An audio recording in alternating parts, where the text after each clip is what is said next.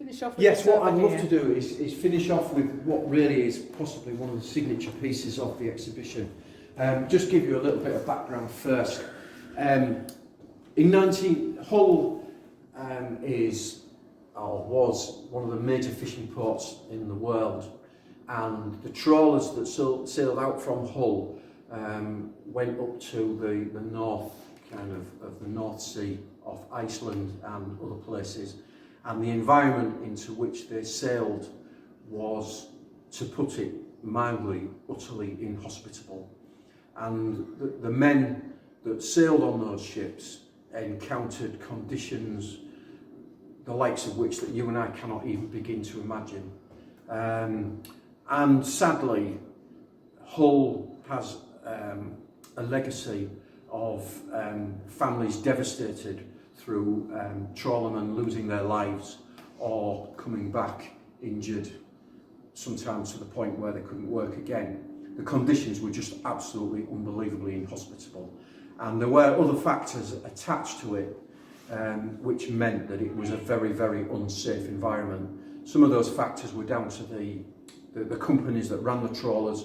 They were very jealous of their ships. They wanted them to catch the most fish, and on the back of that they gave instructions to these trawlers that they were not to be in radio contact, they were not to report their position, because if they were doing well they didn't want rivals to come along and kind of impact on their profits. That meant that not only were they in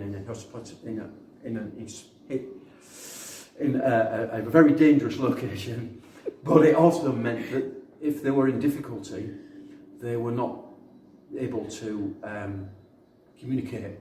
And quite often ships would sail without a radio operator, which was today unthinkable.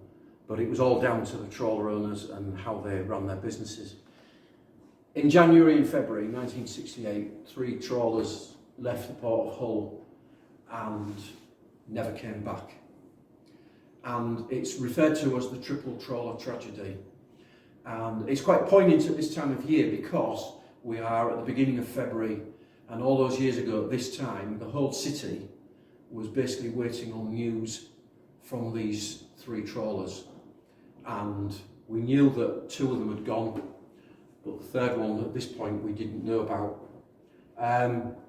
The story behind the 3 trawlers that were lost is just, I mean, it's just inconceivable these days.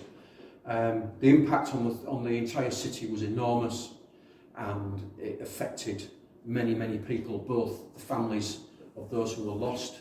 The whole fishing community, which was based in the Hessel Road area of Hull, was a very tight-knit community, and it was felt right across both their community particularly and other parts of the city.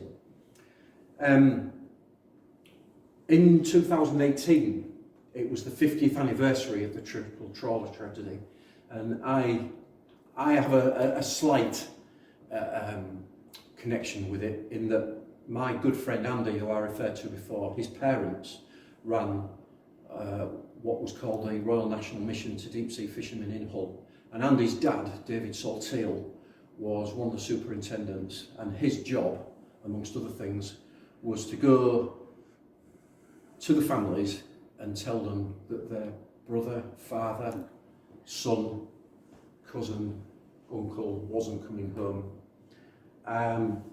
And that was his job, and he and his wife Ina, that was their life, and they looked after the welfare of the families and the trawlermen. And as I say, Andy was my best mate, and I used to go and see him at the mission where they lived, and I can recall David and Ina having to deal with some terrible situations. And so I decided that in 2018 I was going to do a piece to kind of commemorate that event.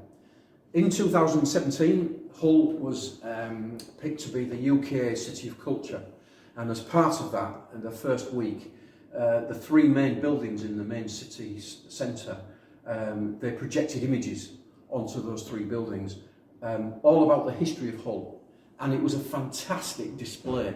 The people that put it together had done a tremendous job of capturing the entire history of Hull, and people went in their thousands to watch it. And I went 4 nights out of 5 with my camera, and I took a number of photographs of it.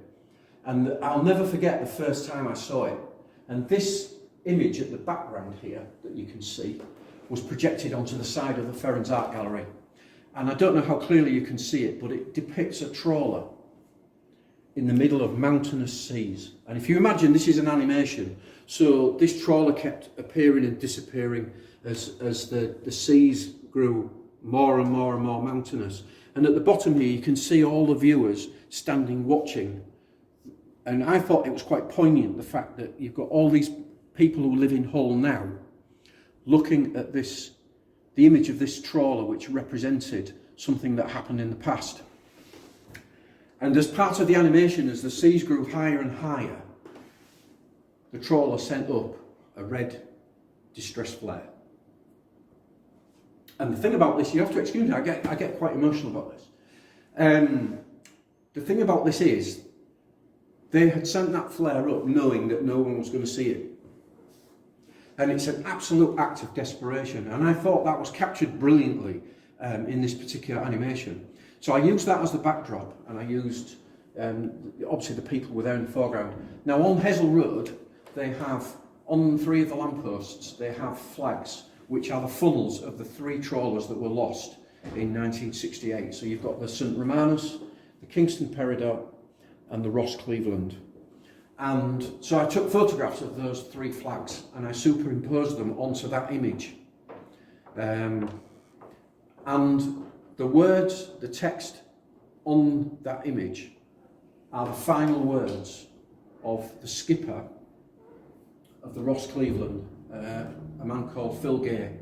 And he was in radio contact with his good friend on another trawler, and they were trying to shelter. They'd gone up to Iceland, and they'd got involved in a hurricane. There was a hurricane, and there was a place called Isafjord, which was a natural kind of harbour.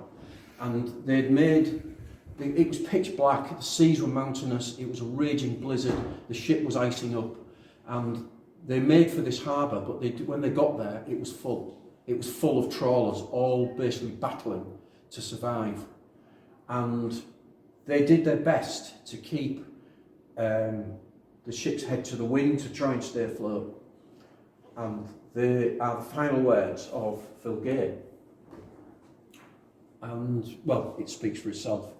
But I wanted to include this piece because Hull's, you know, we've talked about the industrial heritage of Hull, we've talked about the history of various things associated with Hull, but Hull owes so much to these people that basically risked everything to bring the fish home, both to feed the nation, and also, the byproduct of that was that there was a degree of prosperity for the city and the people that live there. And in my personal view, we should never, ever, ever forget the sacrifice that these people made. Over 6,000 trawlermen lost their lives from Hull alone, going out to sea. And I just kind of wanted to end on this piece because, for me, this is one of the most important parts of the heritage of Hull and the surrounding area.